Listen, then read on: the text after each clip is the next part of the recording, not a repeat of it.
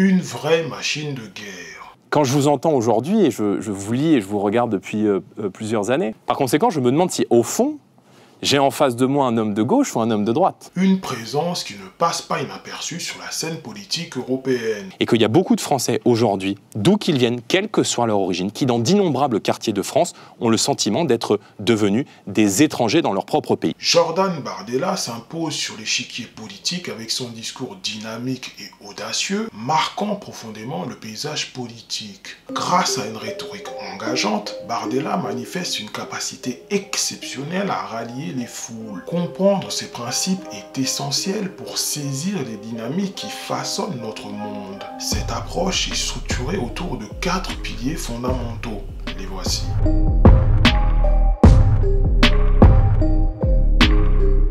Chaque politique possède une histoire à raconter. Vous l'avez rappelé tout à l'heure en introduction, on a un parcours qui est lié à l'immigration. Jordan Bardella utilise son jeune âge et son dynamisme pour se positionner comme l'image du renouveau politique en France. Moi je suis, vous l'avez rappelé, issu d'une famille qui est venue d'Italie au début des années 60 pour travailler. Représentant une génération montante, désireuse de redéfinir les contours du pouvoir. Et qui appartient à cette génération d'immigrés arrivés en France qui a tout fait pour devenir des Français à part entière, et non entièrement à part, pour apprendre la langue, pour respecter les institutions, pour se fondre dans la communauté nationale. Il construit son récit autour de la défense des valeurs traditionnelles face à la mondialisation. Ce n'est pas simplement une opposition à l'ordre établi, mais une quête pour réaffirmer l'identité nationale au sein d'un monde en rapide mutation. On est un grand mouvement populaire, patriote, où les électeurs proviennent d'horizons très différents. Vous regardez dans les territoires très populaires du nord de la France, les ouvriers qui pendant longtemps ont voté à gauche, ont eu le cœur à gauche, qui ont voté pour le Parti communiste, votent aujourd'hui en faveur du Rassemblement national. Les anecdotes personnelles qu'il partage servent de pont entre lui et ses électeurs, rendant son message non seulement accessible, mais aussi personnel. Je continue d'apprendre chaque jour aux côtés des Français.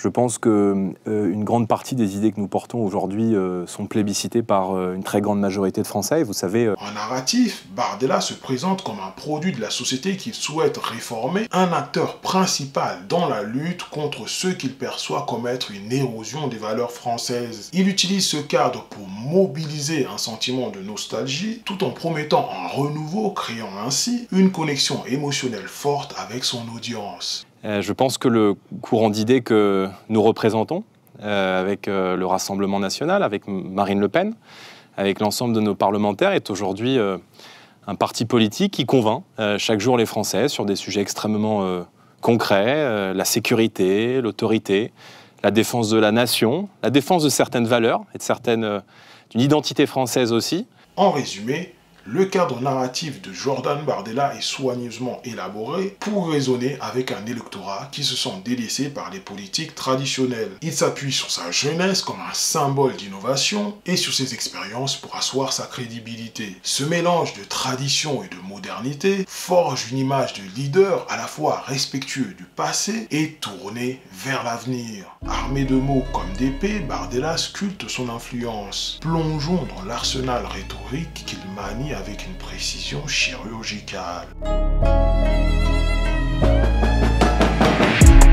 Jordan Bardella a affiné ses techniques de persuasion, employant habilement l'éthos, le logos et le pathos pour convaincre et persuader son public. Chacun de ces modes rhétoriques joue un rôle crucial dans sa communication. L'immigration aujourd'hui bouleverse totalement les grands équilibres de notre société, qu'elle change le visage de notre pays et qu'il y a beaucoup de Français aujourd'hui, d'où qu'ils viennent, quelle que soit leur origine, qui dans d'innombrables quartiers de France ont le sentiment d'être devenus des étrangers dans leur propre pays. L'utilisation du logos ou l'appel à la logique est évidente dans ses discours. Bardella se sert de données concrètes, de statistiques ou de faits vérifiables pour renforcer ses arguments, permettant ainsi à son message d'acquérir une assise rationnelle. Nous sommes un continent de 450 millions d'habitants qui fait face à un continent africain de l'autre côté de la Méditerranée qui, d'ici 2050, va voir sa population doubler d'1,2 milliard d'habitants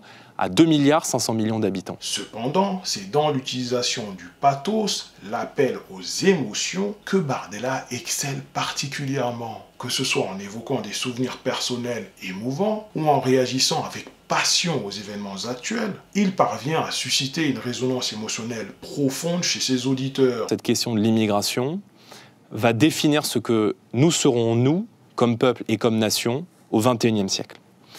Je le dis aux Français de manière un peu provocatrice, volontairement provocatrice, les vagues migratoires n'ont pas démarré. Ces moments de connexion émotionnelle ne sont pas fortuits, ils sont le choix délibéré de toucher le cœur de son électorat, souvent en utilisant des thèmes tels que la sécurité, la famille et l'identité nationale pour éveiller une réponse passionnée. Je pense que l'immigration est un défi existentiel qui remet en cause aujourd'hui notre sécurité, notre identité, l'identité française et européenne, et qui menace l'équilibre des comptes publics. En parallèle, Bardella cultive son ethos, c'est-à-dire sa crédibilité, en mettant en avant son parcours ou en pointant les incohérences de ses adversaires. Il se présente comme un leader fiable et compétent, quelqu'un qui possède l'autorité morale et professionnelle pour diriger. Deuxièmement, vous êtes en faveur éventuellement d'un référendum, dont je prends acte. Non, je n'ai jamais peur qu'on consulte le peuple. Oui, mais encore faut-il l'écouter, parce qu'en 2005, lorsqu'on l'a consulté sur la Constitution européenne, le peuple français a dit non, et votre majorité, vous-même d'ailleurs, vous êtes passé en force avec le traité de Lisbonne. Non, c'était la majorité de Nicolas Sarkozy. En 2008, mais avec l'appui des socialistes. Cette combinaison de techniques rend son style de persuasion particulièrement efficace. En jouant à la fois sur les émotions, la logique et sa propre image de leader, Bardella parvient à créer un discours puissant et cohérent qui résonne fortement auprès de ses partisans. Grâce à cette maîtrise des différentes facettes de la rhétorique, Jordan Bardella réussit non seulement à convaincre, mais également à motiver ses supporters, les engageant activement dans sa vision politique. Mais comment réagit-il sous le feu de la critique? Observons sa maîtrise de l'art de la contre-attaque, aussi affûtée que nécessaire dans l'arène politique.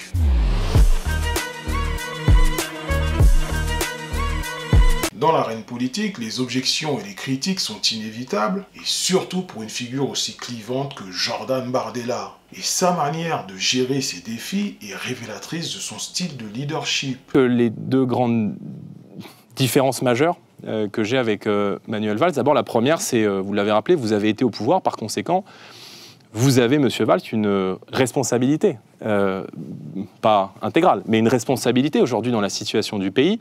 Bardella adopte souvent un style de contre-attaque proactive. Il n'attend pas passivement que les objections soient pleinement articulées, il les anticipe et y répond souvent de manière directe et incisive. Vous avez été vous-même un adversaire de la Constitution européenne en 2005 et vous avez ensuite voté en faveur du traité de Lisbonne en 2008.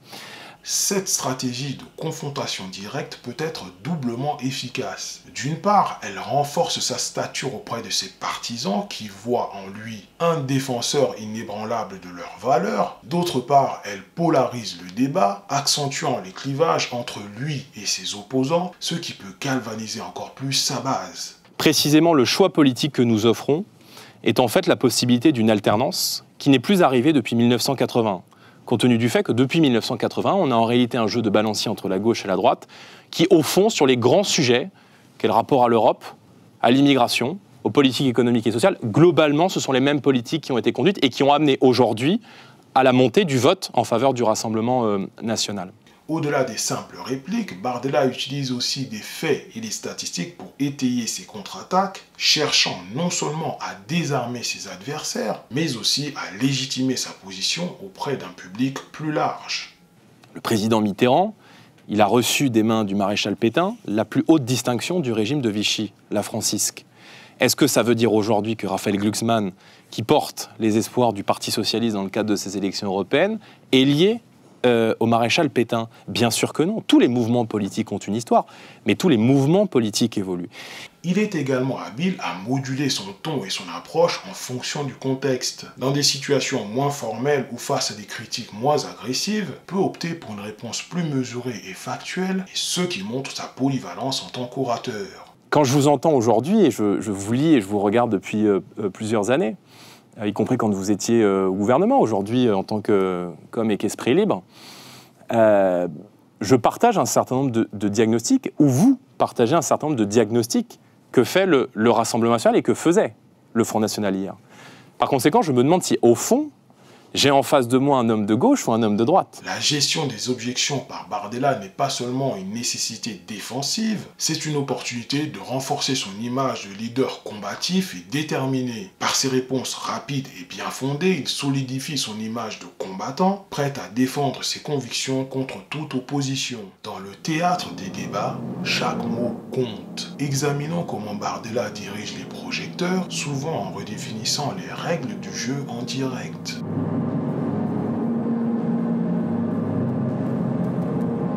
Les débats télévisés sont une arène où chaque participant doit savoir naviguer entre les règles établies et les opportunités de mise en avant. Jordan Bardella en particulier montre une habileté certaine à manipuler ces moments à son avantage. Emmanuel Macron a pulvérisé tous les records en matière d'immigration, un président qui admet lui-même qu'il n'y a pas de culture française.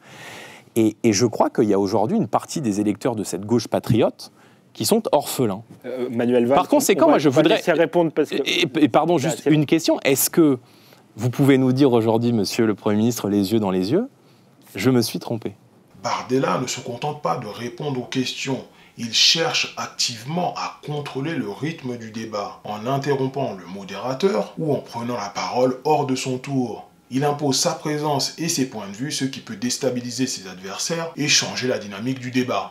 Et les vagues migratoires n'en sont qu'au début du commencement. Il faut relire le livre. Ça, c'est le diagnostic qu'on connaît. Enfin, il est important de faire ce diagnostic. Il est important, mais du coup, face à ce défi, quelles sont vos propositions? Cette tactique de domination n'est pas sans risque. Elle peut être perçue comme agressive ou impolie, mais pour ses partisans, elle renforce son image de leader déterminé et audacieux, prêt à défendre ses idées sans céder au format traditionnel. Bardella, la liste que vous menez aux Européennes est créditée à 32%, 2 jours de suite dans le Rolling IFOP publié dans le Figaro LCI Sud Radio. Est-ce que vous n'êtes pas finalement trop haut, trop tôt? Et est-ce qu'un tel score ne donne pas le risque d'avoir la grosse tête? Et quand il choisit de suivre le format, Bardella le fait avec tact. Il répond aux questions directement et utilise chaque opportunité pour renforcer ses arguments, souvent en reformulant les questions à son avantage pour mieux servir sa narrative. Non, bah, enfin écoutez, on va pas se plaindre d'avoir de plus en plus de Français qui souhaitent voter pour le Rassemblement national. Maintenant, vous savez, moi je suis très prudent avec les sondages et je ne rate jamais une occasion de dire aux Français que seul compte le vote et que, somme toute, les sondages sont des photographies de l'opinion à un instant T. En outre, il s'adresse régulièrement directement à l'audience télévisée, établissant un lien personnel avec les téléspectateurs. Cette technique de communication directe aide à créer un rapport plus intime et peut être très persuasive, donnant l'impression que Bardella s'adresse à chaque individu personnellement. Je veux dire aux Français que pour les aider, on a besoin d'eux, on a besoin de leur mobilisation. J'ai pas le sentiment de prendre la grosse tête. Maintenant, il est évident que quand vous êtes donné en tête d'une grande élection comme les élections européennes, vous êtes attaqué. En somme, l'utilisation stratégique du format du débat par Bardella montre son habilité à utiliser chaque élément du débat pour renforcer son leadership et son autorité. Cela confirme sa réputation de tacticien habile, capable de transformer les contraintes en opportunités. Jordan Bardella, figure polarisante ou stratège ingénieux, a su utiliser une gamme de techniques sophistiquées pour construire et maintenir son influence politique. Que l'on partage ou non ses idées, il est indéniable que Bardella a maîtrisé l'art de la politique moderne et son approche pourrait bien redéfinir le futur politique de la France. Il maîtrise la politique moderne et modernise la politique qu'il maîtrise. Bon... Eh bien, j'espère que la vidéo vous a plu. Eh bien, commentez, bien sûr, en restant poli, partagez la vidéo à vos proches et surtout abonnez-vous, s'il vous plaît, pour soutenir la chaîne et mon travail en particulier. Il est minuit 27 exactement, donc j'ai fini de tourner, j'ai fait les différents cuts de la vidéo. Donc là, je tourne ceci avant d'avoir fini le montage. Donc là, il me reste plus qu'à rajouter les différents extraits YouTube, en évitant cette fois-ci de me faire striker, car la dernière vidéo a été strikée, donc j'ai eu un avertissement. Bref, donc je vais rajouter les différents extraits vidéo, de la musique, et créer la miniature, bien sûr, trouver un titre clinquant et uploader la vidéo. Donc la nuit ne fait que commencer pour moi, donc il y a du boulot. Voilà pourquoi je vous demande bien de me soutenir. Donc je vais vous proposer comme d'habitude deux liens, un lien ici qui va vous emmener vers mes tutoriels de développement informatique, donc c'est mon domaine informatique, et un autre lien ici qui va vous mener vers l'étude d'une autre personnalité médiatique. Merci beaucoup pour les différentes vues que j'ai obtenues pour la vidéo sur Makogonov. Donc j'ai dépassé les 100 000 vues, c'est incroyable. Et aussi la vidéo que j'avais faite sur Malik Bentala qui n'a pas encore dépassé les 100 000, mais on y est presque. Donc merci à tous pour votre soutien. N'oubliez pas de soutenir mon travail en vous abonnant. Je vous dis à bientôt, portez-vous bien en ces périodes troubles. Ciao!